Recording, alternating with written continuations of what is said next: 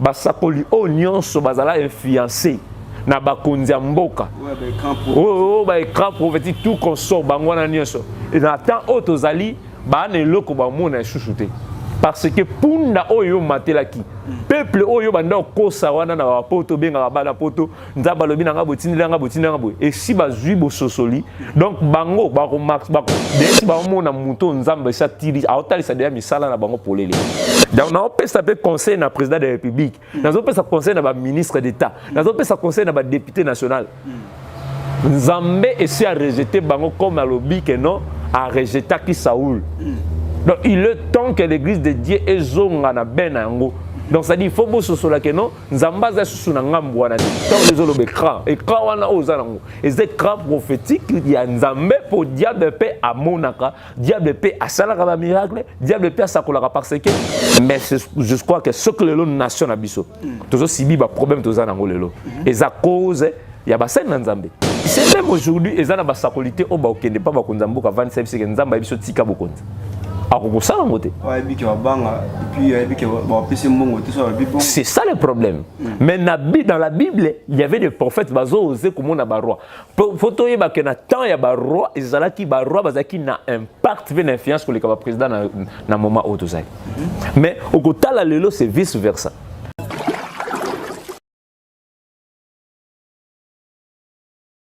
Makamba ko bouger et sili.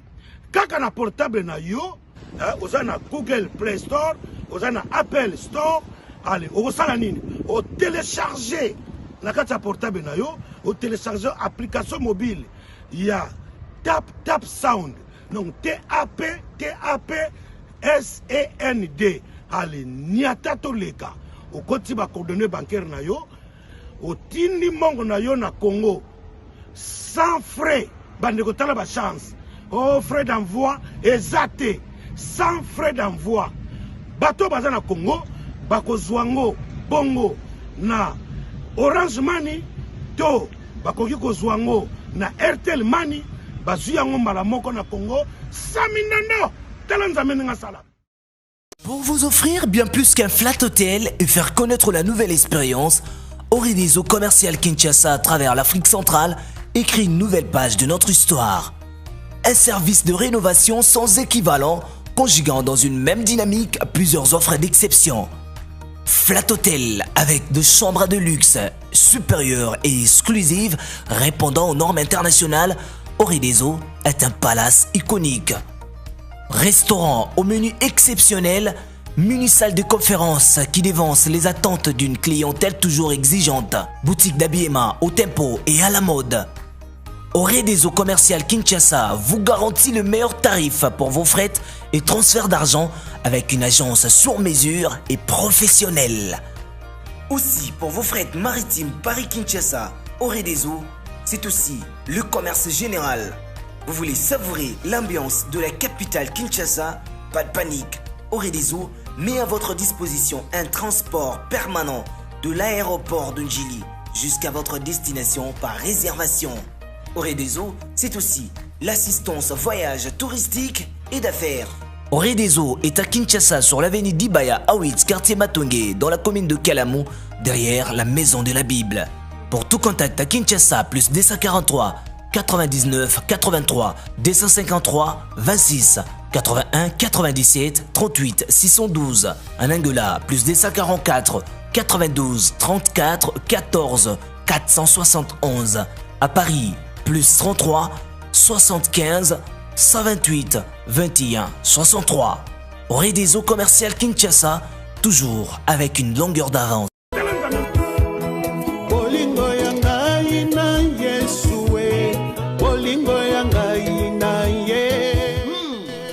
Bolingo Yangana Yesu, une chanson de frère Clavé Mayena, déjà disponible sur toutes les plateformes de téléchargement. Sur YouTube, allez sur Clavé Mayena officiel pour visionner les clips.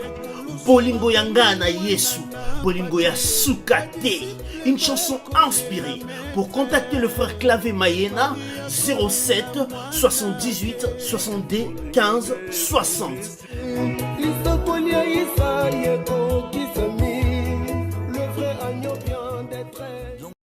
la maison Stelman. 4-6, lorsqu'on tourne vers lui, les regarde, on est rayonnant de joie et les visages ne se couvrent pas de honte. C'est-à-dire toute personne qui nous regarde à ce moment, c'est bien moi, votre jeune journaliste d'investigation et non que Binta. Alors, pour Namokolo Monsousou, moi, parce que le Tamboli Bongo Mingi n'a de valeur, tu as mbeli bino le sousou, prophète Jordan et Zara, Moko Yabakambi, to payende Azali Bongo Mokambi, église prophétique la pierre angulaire, Azali Bongo na commune Yangalema précisément, côté à Pompage et puis au Komata, parce qu'il y a Moko qui s'adresse dans Souka. L'autre fois, tu tournes qui Michonaye, j'ai vu des commentaires, j'avais reçu des appels. Alors, les lotos, ça la continuité émission de Salaki. Émission précédente. Bon, on a coupé sa beauté. Bonjour, prophète. Ouais, bonjour, Ndekonok. Kimia Ezali. Kimia Nangola Nzambe. En forme, parce que toi, comme on a une activité Koleka Nangolu Yanzan. Vraiment, par la grâce de Dieu, nous sommes là. Nous sommes bien Nangola Nzambe. Alors, prophète, émission tout ça là qui, en tout cas, bah, message c'est qui est belé. M'appelle de mon côté, en tout cas, on a un bac qui m'appelle. Est-ce que m'appelle parce qu'à un moment, on peut numéro. Ouais, tu as un bac qui m'appelle, je suis encouragement, tu as un bac qui m'appelle, je suis payé à la menace. Appelle la menace. Oui, le rôle Namboka na biso. Ce que vous bandolo baba vérité et que simbi bat na bango. Ba le rappeler ba ça la réaction na ba lolenge na bango. Mais nous sommes là, tu as un bac qui m'appelle, ya malamu. Nous avons pas la bande de connaissances, nous allons continuer à soutenir Bisso, pour encourager Bisso plutôt. Donc, on est là. Bon, pour le Bika, nous avons pas encourager. Nous n'avons pas Pambola, pe bateau, pe bazoluka ba menacer Bisso, bien bazoluka ba casser vie, voir la vérité, à sunga bango, ba comprendre tant aux alliés que ça tant faut balier nourriture et ça est convenable. Exactement. Alors, tant que le message appel et menace, qu'est-ce que réellement Mouana le bac parce que autant la communauté na bande est tapé cette communauté, mais finalement, il avait parlé de quoi dans le message Néwana? Non, je crois que je n'aimerais pas na sunga bandeko, pe na pesa bandeko bazoko benga po ba menacer biso valeur. Vraiment parce que tous habitués nango, tous habitués nango ya kozala menacer pendant que vous la vérité, mais juste les alliés que naibisa ki on a émission l'équipe que moi je suis deux fois enlevé pour na kaka ko pesa sango pe vérité et na moni même batatation pour comprendre que non, il y a même des gens oyo babika kana ba vie ba impudicité ba sal na nzambe o bazo bika na ba esprit impudicité donc ba utiliser même bana na baba bana basi ko luka même ko ya ko komela ngai ko encourager de façon que non ba essayer que biso toza facile poto ko ya bazwa ba publier be bazwa ba ganga tala batona ba ganga na vérité donc maintenant ces autres alaka que non totika manzela to linga to landa makambo to loba to tika posoki te Toromona, d'abord promettre biso ka Toromona. Ba promettre ngana Romona mais alors au sais que menace on entend surtout. Non, mon rédacteur est vivant. Non banga ndeni pour muto abisinga na loba, abisinga na loba, so ngala ya lobina loba ngana ko banga ndeni. Il y a zotinda bongo ayibi mutaza simana e. Ngape na loba pona ayibi mutaza simana ngai. Naza sir na mutaza simana ngai. Soko za sir na muta tindio okubangelo mokote. Donc je suis sûr na muto aza simananga. Mais en tout cas émission là ba message belé na ba commentaire. Oui. Donc vous savez bisinga wana za moto akisi batutu ba yebi kazane moto akisi. Paraît-il que neki braza ko simba kisi pona mona na commentaire moko wana. Vraiment moto so ki asimbi kisi ezapeli sumote ezali sumo pona ye moto azokanisa na ndenge na ye mais moto yo plutôt na ngalo baboye. Moto azokanisa ke to simbi kisi ezali kambute. Parce que notre Père qui est Jésus, ba qualifié kaye na balolenge wana nyonso et zapeli sumuté pona biso parce que lelo soko landi mingi na mboka na biso to pe na mokili toza lelo soki oza pauvre c'est que oza na nzambe et soki nzambe bandi ko visito be bandi ko matana yo nde bandi ko qualifié que non simbi o salibo zongi si bo salibo donc soki église neza na ngona batu mibale oza na batu mibale a c'est kazane na nzambe mais soki nzambe bandi ko meme élévation c'est que za kisi donc ngana ke de Brazzaville eza musala eza ki mission ezaki privé premièrement et puis eyaki kosala ke non lokola toza basali na nzambe toza pe na ba relation ebele et ba kangaki nga pe na sala musala na sali musala na temps na ngai kokaki nde nazongaki donc ba grigre aussi mina ote bongo kasi soki ba grigre ngo ezalaka na Brazza bao simba na Congo bao simbelaka eza pe kaka ba musu bazaka na bezo bakata te toyebi bango ezalaka tanko boyebi bango wana ngali nakande boye polo bakaboye tanko boyebi bango banani prophète quand yo pe oyebi wala yo pe oyebi bango bazaka le long même na koyebi soki musala ya nzambe nateka mwa mokie ngai nazwi ba attaque ebele nayebi ke après babiloko tokozwa ba attaque musala ya nzambe lelo basali na nzambe wana nyonso omona lelo wana basimbaka sukisi te nde toyanda oyeba basali na nzambe bakenda simba bakisi mais basala ba réseau donc réseau ya bamensonge nde ezosala ke peuple baéglise na bango donc nde toza na émission boye na totie numéro na émission mais moto wana kobenga numéro wana ekoleka te mais komona bato moko bazokota bango mpa na bango ezofacilité bango bakota or eza bana na bango basala mwa complot bavandi bango nyonso esika moko bazolanda émission oyo akoti yo kobenga eleka te pendant émission eza direct yo koleka te mais soki émission esili omona oleki bayambi yo donc bato bazokende nini na balolengi wana donc même lelo les hommes de Dieu au baza na mboka oyo la plupart bakoti nde na bamarke ya basystème wana bakendaka susu nde toyebaka kala bakati Brazza bazongisi basali boye bakendaka susu te moi je sais une chose moi je garde ma fidélité avec Dieu merci na bandeko baencourager biso ke non même na monaki ba commentaire mpona yo nazolanda ba émission à tout moment ozomona bato baza koencourager yo eza moko ba conseil na kopesaka yo pe ke non pe na pesaka yo batela kaka lini ozali kokendo simba na eloko te po eloko wana babotamaka nango la grâce de Dieu babotamaka nango et puis bao nyonso balukaka ngo koluka seke baza na eloko te mais lokola yo oza na eloko okobanga eloko te okoepate bao bakoqualifier oza na kisi nga soko oza na kisi ovanda place wana te pourquoi ndo ovanda na kopumbo ete tikuna je sais pendant que na yambi on accepté que non tout na oyamba ngai na émission na yo je sais premièrement place ni ovandi nga na koyamba ba journaliste biyamba yamba te nde tovandi no boye na omona yo donc je sais yango wana na kopesa conseil que non yo pe batela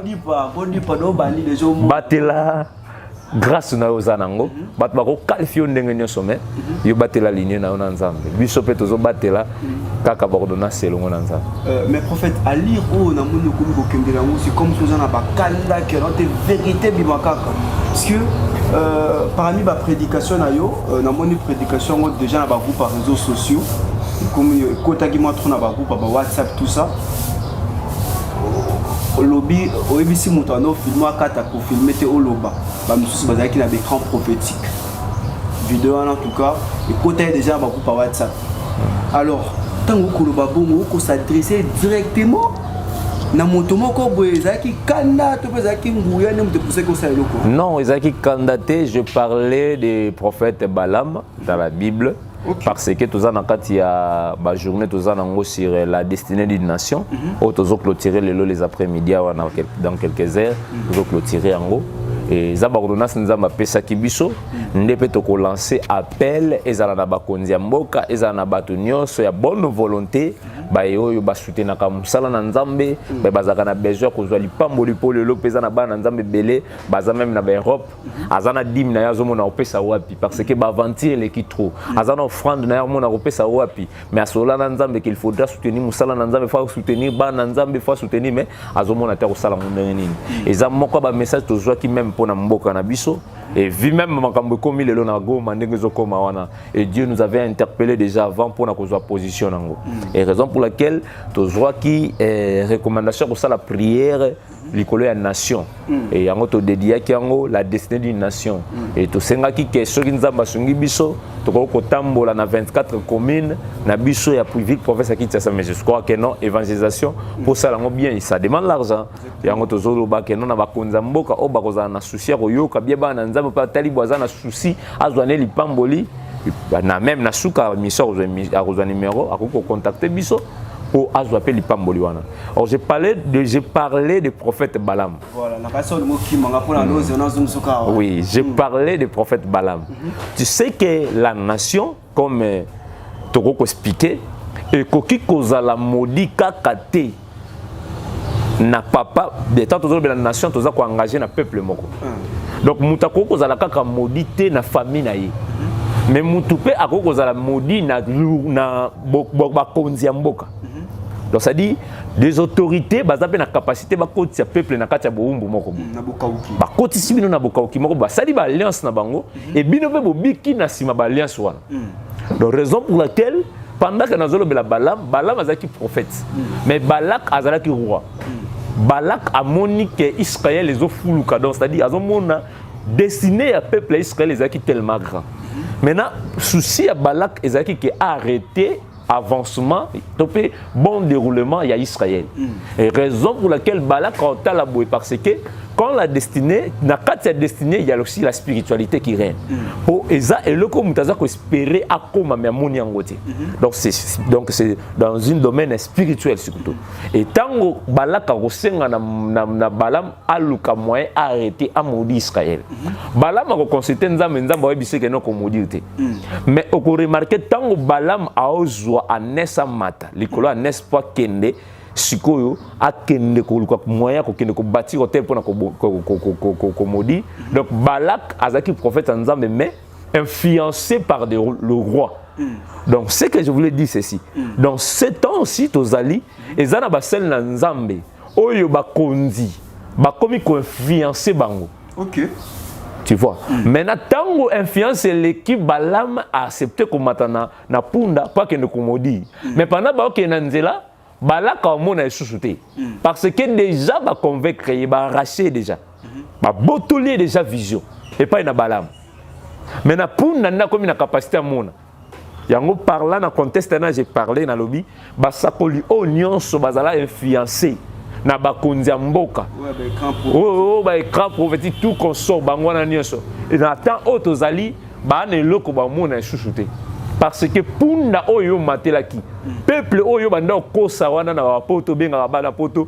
nzaba lobi na ngabotini nga boy et si bazui bososoli donc bango ba ko max ba ko desi ba mona muto nzamba sa tiri aotali sa de misala na bango polele yana lobaki ke ezala na ba tiango na ba réseaux sociaux nyonso donc ba prophète nyonso ba sakani na lisakola nzambe ba bebisi image ba sana nzambe na mboka na biso tant otoza ba mona sur le côté donc on peut s'appeler conseil na président de la République on peut s'appeler conseil na ministre d'État on peut s'appeler conseil na député national Nzambe essaie à rejeter bango comme à lobby que non a rejeté qui Saoul donc il est temps que l'église de Dieu est zonga na benango donc ça dit il faut bosso sur la que non Nzamba za susu na ngambo wana te donc yango na lobaki que non ezaka o tantôt ko kanisa te mais la plupart il y a plusieurs hommes de Dieu au banda ko kuto e banganga ba konzi mboka o mais je crois que ce que les nation na biso toujours sibi ba problème toza nango lelo eza cause ya ba sen nzambe cause na bango oui cause na bango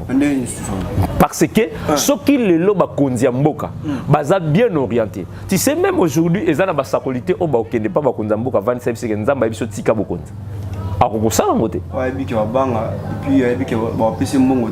c'est ça le problème.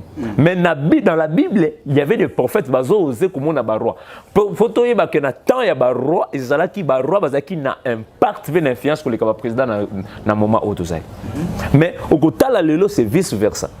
Et c'est rare de voir les hommes de Dieu se lever pour aller appeler sa message moko ya crainte, c'est pas bien ya repentance et pas pas bakonzamboka. Donc pour message comme la flatterie au robima mais bato atopé sa robima wana bazo bebi sa nation. Bato ba pesa ba message wana bazana ba basi 4 5 ba 5 bureaux bazana ba basi kiri mais pour atalisa ramener atalisa yi azoko ko sala ngote.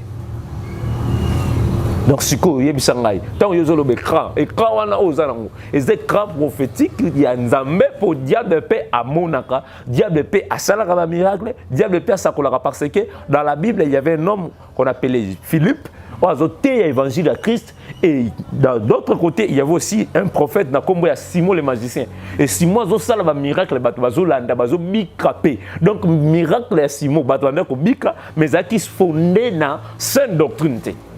Donc tu pouvais prophétiser, mais ta prophétie est cadrée dans le message pire de l'Éternel. Et à ce temps-là, on a fondé, même une nation, et on a fondé, direction nation, et on a fondé.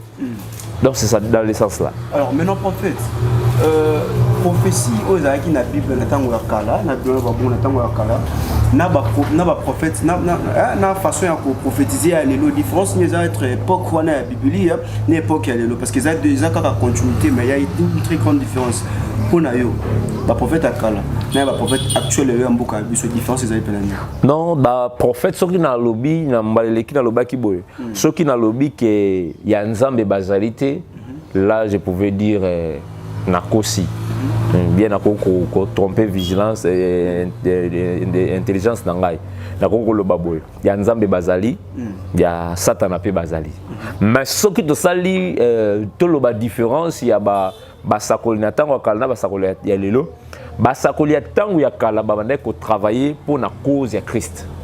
OK. Mais ce qu'on a dit basakoli ya ta autozali baza ko travailler pour na ba intérêt personnel na bango. OK. Donc grande différence ces ali il y a qu'à observer. Lelo je crois que yo zali na oza journaliste na chaîne na biso ya Congo Mokili ndo za ko exercer. Je crois que zana ba konzi ya chaîne bazali bangonde ba mandaté yo. Donc au kendo de là na bangote. Donc c'est des pères aujourd'hui, sauf qu'il est l'église des pères de saveur. Parce que Dieu nous a mandatés. Dieu nous a donné la capacité de conduire bien, orienter le peuple de Dieu. Mais dans ce que tant biso to komi to sali siko o ils a pensé na biso. Tu vois. Maintenant ba komi ko luka ba intérêt na bango. Donc mais ya kala bazaki ko sala volonté ensemble. Quand Dieu parle, il appelle ce message et puis il me vie. Mais le jour où on dit il y a autant de messages prophétiques et bima. Ba monsieur ba sakola pona ba député ba bima pété. Ba monsieur to sakola pona ba ministre ba binité. Tant abimité a comme incrédule. Tant biso to ya pe bu abone pe yamba biso. Musu pe ba yamba do ozomona keno ba problème wana nyonso yango ya affecté pe décourager libota na nzambe. Libota na nzambe komi donc na difficulté à croire que non muta ko croire te que ba bisiye que te prophète Jordan c'est que nzambe o bisanga sala offrande na bonde la pona na problème ozanango okoko zo solution. Atali bo ina pesa pasteur kingani wana mingi na pesa ba millions na pesa na soma ba mituka na mone lokote mais OK et comment qui ton na ya bénédiction donc ça dit comme tant nzamba lingi ko visiter mais le col a déjà ça zo choc moko boye atikala na conception na mutu na yeke no ba ça nzamba nyoso bazandenge moko oyebi ke lilala moko ko pole bebisa malala nyoso exactement muyaka mo afisa ba yango nde likam donc moi si moko na quartier ba sizenté a fingisa quartier mobimba donc yango problème biso ba misusu otokolo batoza ba innocent to subir lelo parce que bango si bazwa ki privilège en tout cas bazwa ki privilège mais ba ko garder bien ko préserver gloire de la gloire de Dieu va préserver kango la dignité les sources oui surtout ça donc nzambe asa la grâce que tozonga natanga basakoli mise tozonga natanga basakoli li tozonga natanga basakoli lycée poto megampe ko éclairer nation. Donc, alors, prophète, le commandant prophétique, ministère prophétique, peuple de Bakoé-Baté. Alors, différence entre don prophétique et ministère prophétique. Merci, ministère prophétique. C'est les Éphésiens 4. Moi, ce qu'il faut faire, c'est que le peuple ne pas comprendre les oui. Ministère prophétique, c'est les Éphésiens 4, comme dit la Bible. Les apôtres, les prophètes, donc ce sont la grâce. Il y a pour édifier le peuple de Dieu. Sur le point, il y a enseignement. Donc c'est comme un ministre de Dieu. Là, c'est dans le domaine ministériel. Mais grâce au don prophétique, il y a un ministère prophétique. Eza ministre de Dieu, établi, consacré par Dieu comme ministre de Dieu, comme apôtre, évangéliste, docteur, apôtre, pasteur, Katia, Likabona, donc ministériel. Là, on parle de l'enseignement de l'Église, c'est là où l'Église est fondée par les enseignements des apôtres. Et don prophétique, c'est comme la Bible dit, Joël Azolo Bango, na mikolo na suka na kokitsa milimo na ngana bato nyonso bana mikie ba jeune fille ba jeune homme ba ko prophétiser na kombo na nzambe ndenge Paul ayekoloba na 1 Corinthiens que azosenga na biso to aspirer na don prophétique. Mais lelo ce qui est ici confusion parce que na ko meka mpe ko sembola boye don prophétique et ko kamba église nzambe ti yango zo mona trouble eza makasi tellement trouble les autres à la parce que Toldingi Koti que la don et conduire l'église. Or que l'autre Kamba l'église est un ministère. Donc la plupart des hommes de Dieu aujourd'hui, ce ne sont pas les ministres de Dieu, mais ce sont Bazabato Bazana Badon. Donc Azana Likabo, il y a prophétie, bien Azana don, il y a vision, mais à s'auto-proclamer Aza prophète. Mais ce qu'on y est sur le plan enseignement, pesa ya lo bamarambango, pesa ya ta apocalypse fungola wana, au monde abando simba n'importe quoi parce que azana na nourriture te oyo ankesa pour aluka akoma na niveau anazali. Na terme ya grec bengami bongo na kombo ya nabi, o eza ko signifier na français porte-parole, prophète lelo. Alors est-ce que moto auto azali bongo, azali porte-parole moko boyanza bazu message a PCP moto, est-ce que moto un peu toko benga prophète lelo? Bon, Tokoko Bengaye, messager, le prophète, messager de Dieu, ou vase, instrument que Dieu a utilisé dans le moment où on a. Mais Bengaye, prophète, là, pour moi, je ne vois pas. Dans mon yango ma bête, mais n'a pas mon yango grave parce que la problème instrument, nous avons utilisé pour un temps pour appeler sa message. Mais Bengaye, ma prophète, vraiment, Moana.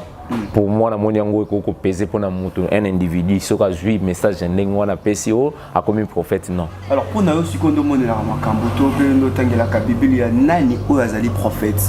Limbola moto na comprendre bien te motoza. Nani azali prophète. Qui est prophète?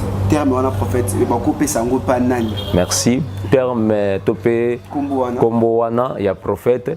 Premièrement, nandi na lobi ezana Ephésiens 4 Ephésiens 4 né bazar recommandé parce que le prophète par excellence c'est Jésus-Christ de Nazareth lui-même comme notre maître, c'est lui le prophète par excellence. Et yé Christ est le coup la sali confiance. Naba Thomas na etopé a sali confiance naba Ephésiens 4 le coup là 5 dons ministériels. Donc ça dit c'est lui ou a la capacité à cause l'appeler le coup là prophète. C'est celui qui est consacré comme prophète de ministère. C'est lui qui est consacré comme prophète de ministère. Il y a un appelé parce qu'il a la capacité à enseigner, a la capacité à orienter.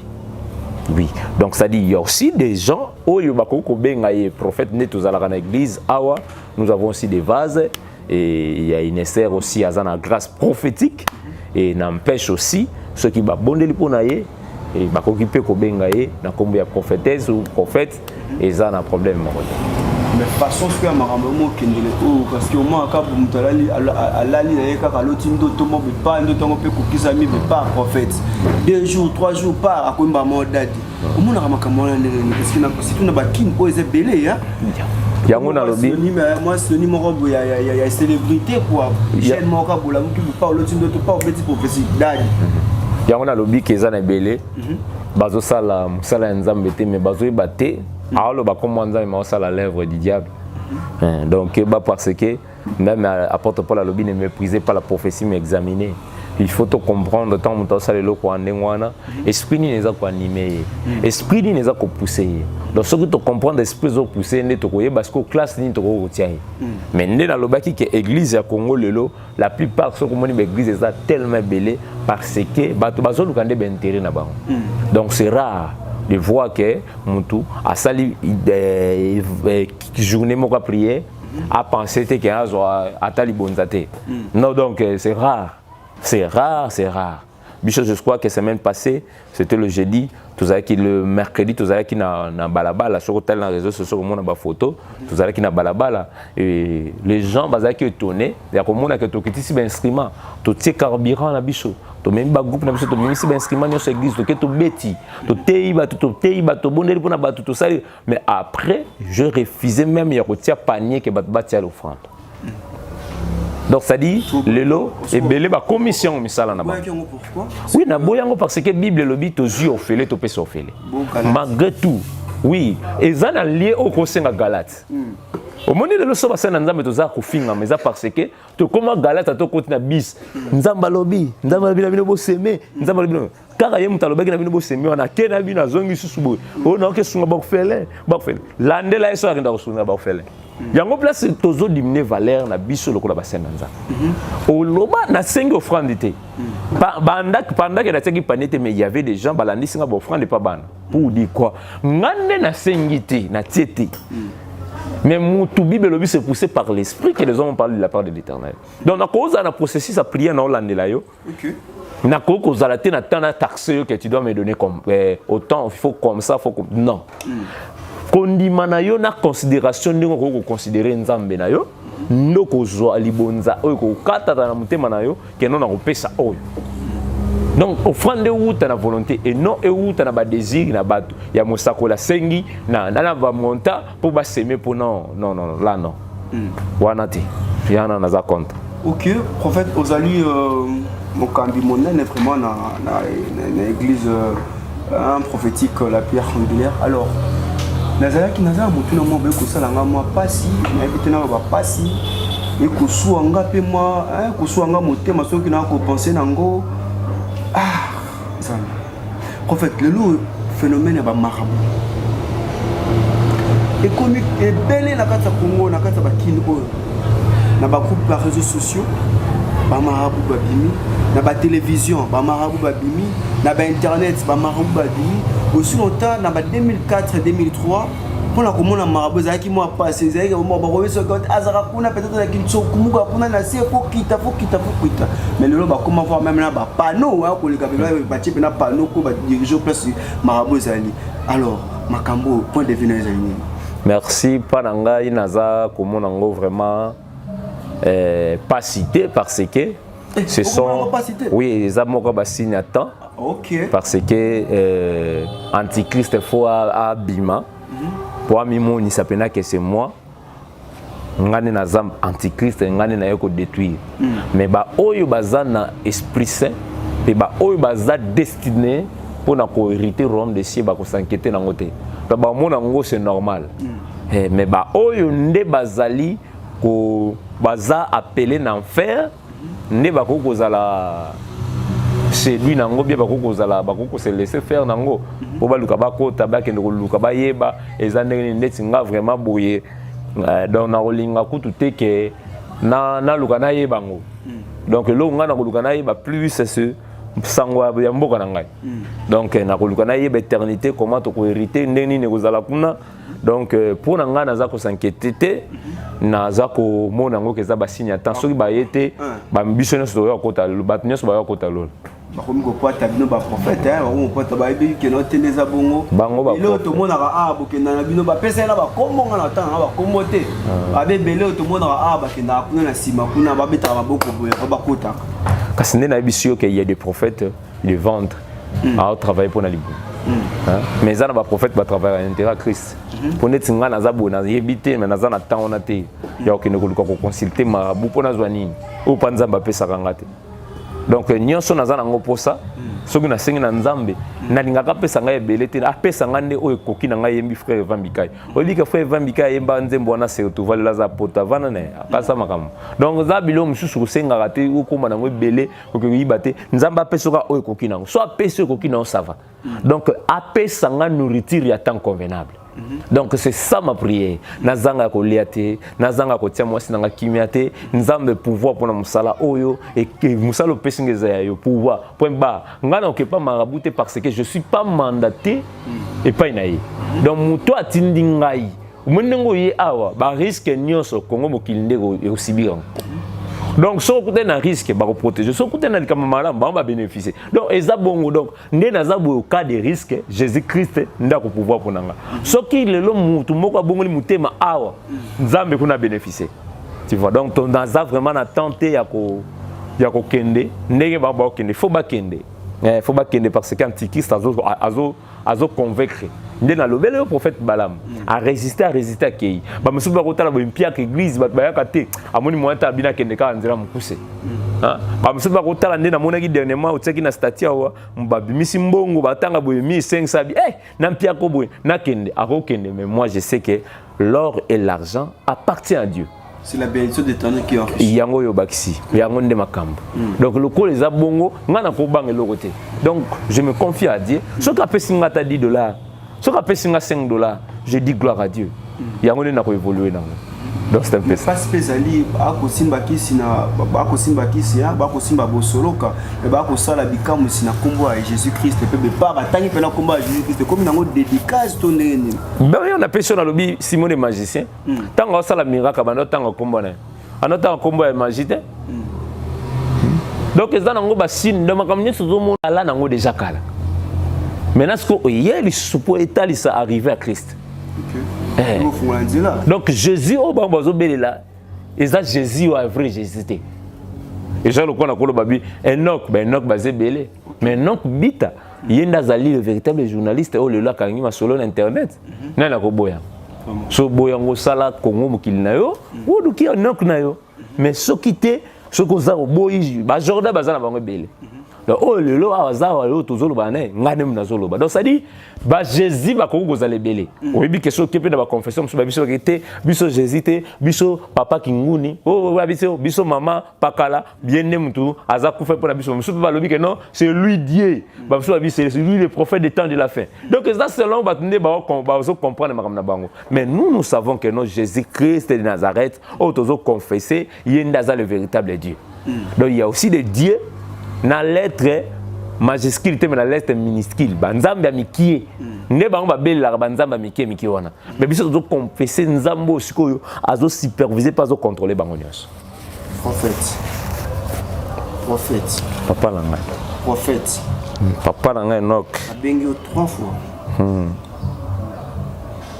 ndeke elexani ngati église Dieu ndeke yango bato bakoya na ngai ndeke yango na kati église namoni na eloko moko ya bula batele za groupe terrestre tout ça nayebi te mais ndeke oyo ekoposer problème mingi ndeke oyo na kati église élection. Merci beaucoup. Je crois que namoni okidi susu na kitisi mungongo pona koloba ke non tant que le globe terrestre, donc c'est-à-dire l'évangile que nous portons, tout ça a la capacité de transmettre en haut partout dans le monde. Et après Jésus-Christ être baptisé par Jean, il faudrait que Benga Routa na likolo pour n'avoir que se reposer likolo na ela lipeka pour couper sa nouvelle. Donc à symboliser, c'est juste un symbole pour nous. Mais pas na ba misusu eza ndenge ba osalela. Mais pas une biso to la kisi ouais yango bango nde ba yebi ndenge ni bakoko interpréter ya biso aza ko ya ko confirmer o biso to memi le l'évangile ndeke ouais nde aza signe dans to lobi boy o eza signe ya monde. Donc c'est comme Christ nous a dit, allez partout dans le monde prêcher la bonne nouvelle. Donc tous ça censé il y a kopanza sango malamu bisika nyonso. Mais na nature ndeke soto binde to lobela ndeke beto lobela corbeau to lobela ebenga bango nyonso bazana rôle akoki ko s'envoler ko déplacer même partout azana besoin ya mutuka te azana besoin te ya futa transport pas comme yango de père au monde kende muso ko zala na Europe nde tozolo babwa jour numéro bengi kana musika wana to landele prière mo loboko nanza. Donc ça dit eza signe ezaka signe ya ko prouver que non Jésus azo mema sango na ye na bisika nyonso. Ouais. OK alobi eza signe bongo oui que l'accepter sango ya Yesu comme dit la Bible qu'il faut propager la parole de l'Éternel parce que la moisson est grande mais il y a peu d'ouvriers. Okay. Alors pasteur prophète Jordan le comment loba mutabena ngai depuis c'était encore quel pays depuis Côte d'Ivoire il s'appelle Sephora si je ne me trompe pas comme c'est une dame. Alors comment en 2023 élection qu'on a été aussi on a député déjà na ba politique d'abord comme ça déjà ba propagande ba pré-campagne na bango déjà na ba coulisses pour obimisa kango pour nous en 2023 obligatoire dans cette émission awa na population ata 58 ce cas élection salami kaka to ko dénoncer peut to ko zora après sur le bac to ko kata to ko ti yango pour le bac qui est notre élection qu'on a été en 2023 émission on a vu ça ngake na deuxième émission on a ko sembola kolobela yango susu ko clairer vraiment opinion. Alors na pesio tango ngana kotuna mutuna te parce que mutuna nga déjà yango na pesio tango caméra za wana simbola sombitinya makanisi na mayema soto ebisa nga par rapport à l'élection en 2023. Naza près na lobango na ba détail nyonso mena osenga raboye. Ce qui yo garantit sécurité nanga après mission oyo ce qui garantit sécurité nanga après mission oyo to ce qui ezalata na mukondi moko ko garantit sécurité nanga physique parce que yo kana bisolo moko nanga lobeza matia na hotel lelo mais na bombi ono na biso muke omoni tozo mema nzambe mais tozo mema na nzoto même yo ndongo za boye ozana droit ya ko se protéger. Dans le Bible, je suis prêt. Je suis prêt. Il y a qu'à dénoncer, mais il y a qu'à ainsi dit l'Éternel pour la direction Mboka. Tu sais, il y a un homme de Dieu à prophétiser qui pour na makambouya et salami na Tchad. Aza prophète nabiso congolais. Tu sais combien des inconvénients bien batak azwaki pendant temps on a la prophétie. Mais le lot m'a fait si raison. Mais bango néanmoins bazaka na moi bato bako ko la couverture pour na bango. Na ebisio que après émission to sala ki na zui appel ya menace. Yango na osenga. Ce que ezala na sécurité pour nanga. Ko na za ko la sécuriser bien na la protéger après cette émission. Pour pesa nganzela. Mais yo olobi te ozali na moto à l'équipe batoto ezali bongo nzambe. Oui. Il est capable de nous sécuriser peu importe ata ba comment ezali ebelé hein. Na fungolelo lo moko malgré tout zaki na litia na ngana ko côté lelo oyebi ezana épître moko kaka ngana tanga na Bible na ko comprendre sika moko que Jésus azalaka incapable au sala miracle. Pardon? Jésus azaki na incapable au sala miracle.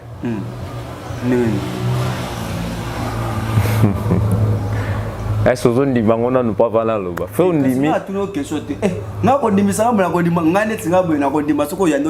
La Bible dit ceci.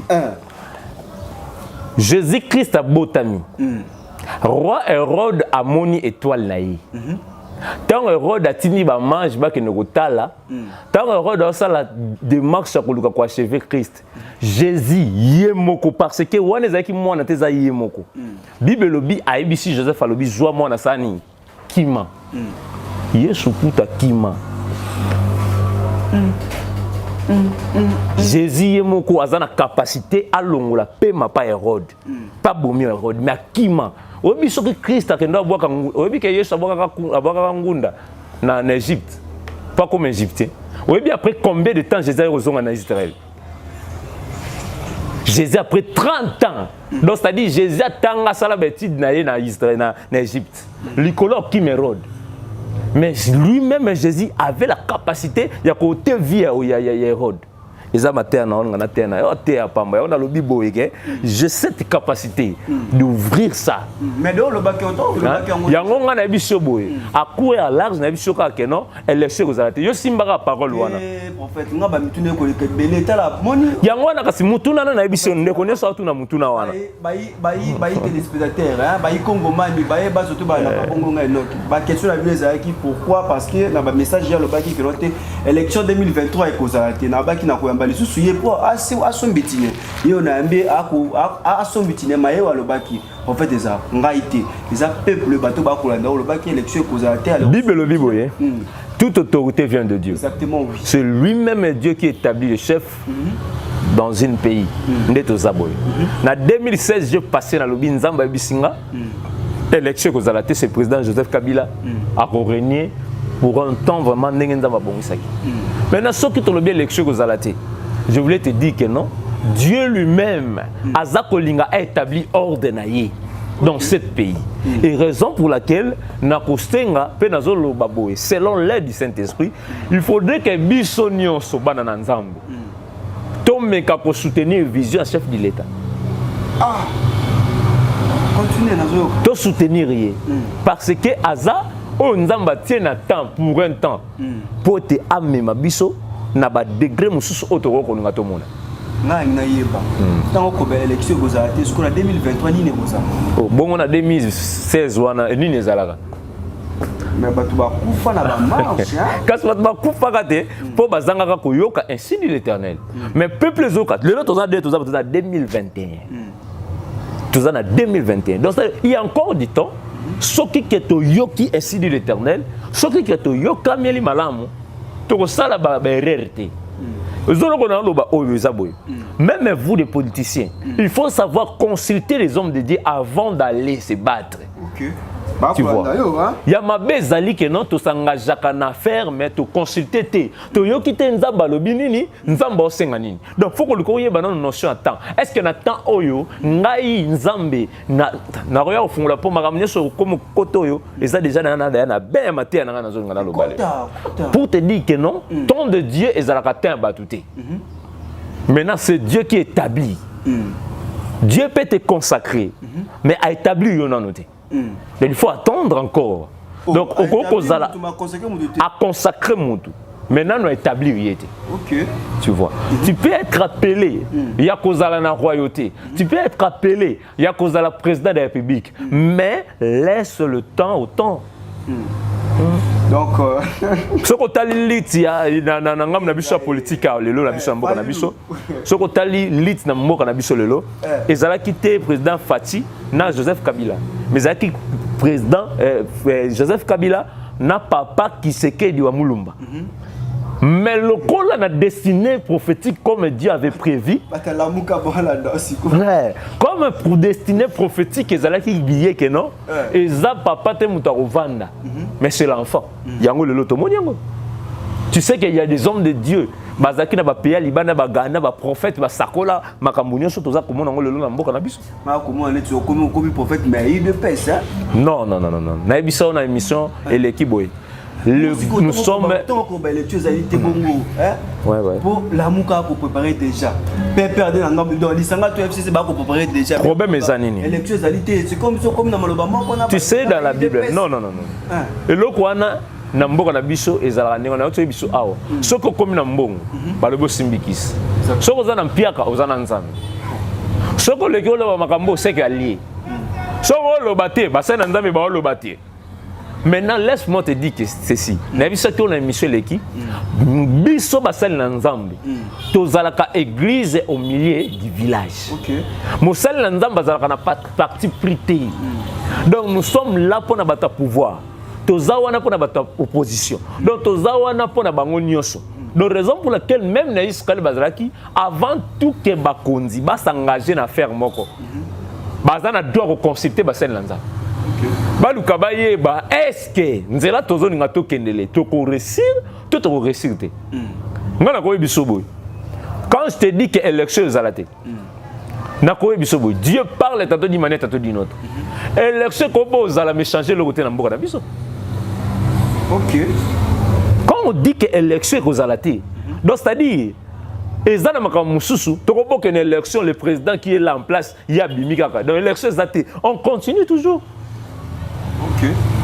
Donc c'est-à-dire, il faut que nous ayons une pensée prophétique. Pour nous, il faut que forcer l'élection physique, mais sur le plan spirituel, est-ce qu'après l'élection, et là qu'on dit que ça, pour le bac notre vote qui, est-ce que les députés wana ba ko ganga siko ba selika pour prophète Jordan Zoloba. Ba oya lisusu nde ba yaka na ba quartier. Ba mabulo zo sala ba roger zo sala. Je vois que honorable Sami, il y a au hasard, honorable député provincial, il y a district, il y a Tchang, il y a Lukunga plutôt, au hasard côté il y a Kaluka. Au Talina parce que le plan d'action, à Zosala d'action, n'ayez pas action de évoluer. Et un député national, moi quand on a Tchangu, na Bosani comme on est au Talibo, donc ça dit, c'est un mamou qui est se conscientiser pour pas la vrai peuple, pour pas son peuple. Donc après l'élection, bien au il quand ça l'élection, après l'élection, nations ont bénéficié ni. C'est ça. C'est ça aussi le problème. C'est que nous voulons, tout ça l'élection pour emporter un plus. Exactement. Donc tout ça l'élection autozomona physique, mais élection spirituelle pesali, ouais qu'on emporter un plus, peut comme un mouvement musus na paix na biso. C'est ça notre grand souhait.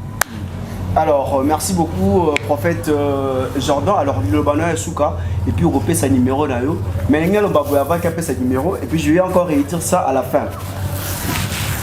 Tout ça, l'émission la prophète Jordan. Alors, si vous avez des points de vie, il va donner son numéro de téléphone. Bobengaye, boloba, obosepe nangote, obosepe nango bolobi, obosepe nangote bolobi. Il y a aussi mon numéro là. Aux ans plus 243, c'est mon numéro privé. Bobenganga pe bopé ça va point de vue na bino. Alors prophète okoloba ilobana suka pe si numéro na bandila ngata 3 fois, ata 4 fois pour la za pour ça bakamo lobi en tout cas. Bato ba ko contenir ba benga yo. À vous. Merci beaucoup. Na pe sibino sous mbote na kombo na Yesu. C'est moi votre humble serviteur le prophète Jordan Ezara Senga. Je suis le visionnaire de l'église prophétique La Pierre Angulaire. Na pamboli bino bisika nyonso bozali lo sambo nangeza ke nzamba batela bino et lo sambo nangeza surtout na bandeko la biso bazana este ya pays na biso na Goma loboko na nzambe za la likolo na Goma pe nzambe assisté. Tozo lancer appel koloba déjà toza na opération ya la destinée d'une nation. Ozali banda mboka ozala kana souci ya ko soutenir basali na nzambe ya ko soutenir œuvre ya nzambe opportunité pe Samuel biso et ya koyeba ko soutenir ba événement tozanango. Quand on est là, on est en train de prier pour cette nation. On a dit que Nzambe ya likolo akopambola yo. Je crois que poto organiser même activité de tozanango boye, au moni même tiba kitezati libanda, de tozaboye et ça nous a coûté aussi l'argent pour na koyeba ko organiser ba manifestation à lolenge o. Maintenant tant tozo compter tout ça lango 24 communes. Tozo compter to kende par-ci par-là, ça doit demander l'argent. Ce qui nzamba tout na mutema na yo, yo atozo kabazoki sayo, zo les sous force oyo, ya ko soutenir musala nzambe peli pamboula nzambe et kozala partage na yo. Et na pesi numéro nanga plus 243 81 78 36 464 plus 243 81 78 36 464 donc plus 243 81 78 464 donc yangonde les numéros nanga même sur WhatsApp directement ngai moko. Merci beaucoup. Merci beaucoup. Alors na ko bandela numéro prophète pour nga libre ba benga na ko bandela ngo na ko ba makasi. Le numéro de prophète Ali plus 243 81 78 36 464. C'est son numéro privé. Vous avez besoin de prophétie, je ne sais pas. Tu as besoin qu'un Zambé a assisté dans Makabuna, ça peut-être faire aussi matin. Au lieu de chercher un marabout, au lieu de chercher un ganga, vaut mieux à Koluka, moto un Zamba groupé ça malako ou bien maloba outil de paroles divines quoi. Alors d'abord merci en tout cas. On a appel Nabino beaucoup partout dans le monde en tout cas beaucoup sungapé moi ba idée Nabino ba point de vue Nabino par rapport à Moussala les Akande Boye. Alors je dis d'abord merci na Valère Massamba derrière la caméra en tout cas clin d'œil à toi Valère hein, merci beaucoup pour les boulots parce que Moussala est Kosalema. Merci aussi à toi hein, Rachel hein, la faraministe de la presse clin d'œil aussi à toi Grévise un mec de Chicago. Astronema, hein, Astronema oui, clin d'œil à toi. Alors, on a les loyo, Nasuki Awa, Nakopé, c'est bien, il faut de plus encore. Bye. Plusieurs projets de développement sont à l'actif du député national élu de la ville de Bukavu, Didier Okito Lutundula, pour cette année 2020. Proche de ses électeurs, le vice-ministre de l'économie nationale a porté sa contribution dans plusieurs domaines de la vie. Dans le domaine de la santé, alors que le monde fait face à la pandémie à Covid-19, Didier Okito, à travers la fondation DOL, a procédé à la distribution de 15 000 cache-nez aux habitants de la ville de Bukavu pour leur permettre de se protéger contre le coronavirus. Il a également organisé plusieurs séances de sensibilisation contre cette pandémie. Des outils aratoires ont été distribués aux habitants dans le 56 avenue et des séances d'évacuation des déchets ont été organisées dans différents marchés de Bukavu. Dans le domaine social, la fondation Didier Okito a apporté son assistance aux victimes de plusieurs cas d'incendie enregistrés dans la ville de Bukavu. Ces de Nyamugo et de Founou n'ont pas été oubliés. Au chapitre des infrastructures, le pont Wesha reliant la commune de Bagira à celle de Kadutu a été construit. À cela s'ajoute le pont Rukumbuka reliant Igoki à Nyamiera, le pont reliant l'avenue Tchaï et l'avenue Igoki, ainsi que le pont reliant les camps bien-aimés à Essence Major Vangou. L'escalier de l'avenue de l'hôpital général a été également construit. Didier Okito a également apporté sa contribution dans la lutte contre l'insécurité à Bukavu avec l'installation de projecteurs solaires dans plusieurs coins de Moungu et de Nyamugo quartier théâtre de l'insécurité. Pour permettre à la population d'avoir accès à l'eau potable, le vice-ministre de l'économie nationale et patron de la fondation Okito a également construit des bornes fontaines à Kalingira, dans la commune de Bagira. La belle femme ne peut donner que ce qu'elle a. Didier Okito a apporté une fois de plus sa pierre dans le développement de la province du Sud Kivu.